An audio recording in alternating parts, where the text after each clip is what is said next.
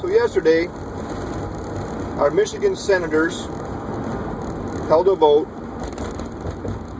on the big contentious issue of Medicare expansion in Michigan, which we all know is a plank of implementing Obamacare, socialized medicine in the United States of America, and of course Michigan.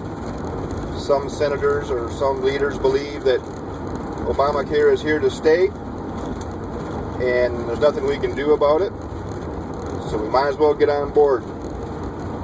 I gotta believe it's a fiscal matter for them, because they're gonna get basically federal bribe money initially to set up exchanges, and of course then more money to fund the system up to 6 years, I hear, and I guess wean off. But who would believe that if we can't afford it now, that in 6 years somehow magically we're going to be able to afford this?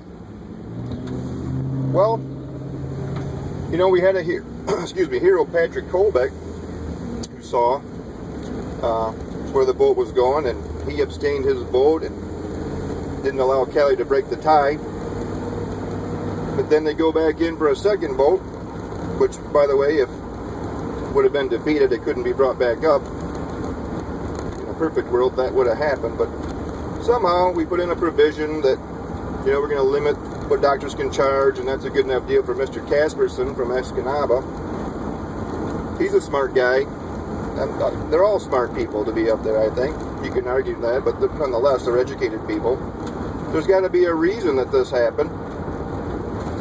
And I think it's basically some people in the Republican Party have bought into, totalitarianism, progressivism.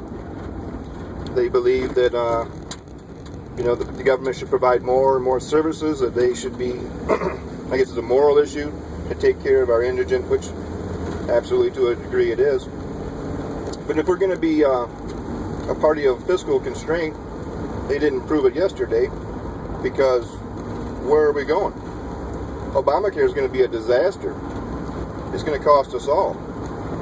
For some reason, our Republicans, a few inside the party, have bought into this idea that government can solve all our problems and we can all be taken care of and live happily ever after. I don't believe that's the intent of America. There should be no guarantees. We'll find a way to take care of each other. But this ever-expanding government, the opposing party of expanding government is the Republican Party. They're not doing their job. They're falling in line with the opposition. And I'll tell you right now, it is not a fringe stance to oppose socialized medicine. It never has been. It shouldn't be today. Don't listen to the talking heads. It is not true. Dave Agem has said it. We need to fight harder, and we need to look for fiscal, moral, and constitutional leadership and get them elected inside the Republican Party. That's what we got to do. That's our job. The fight's not over. Stay tuned.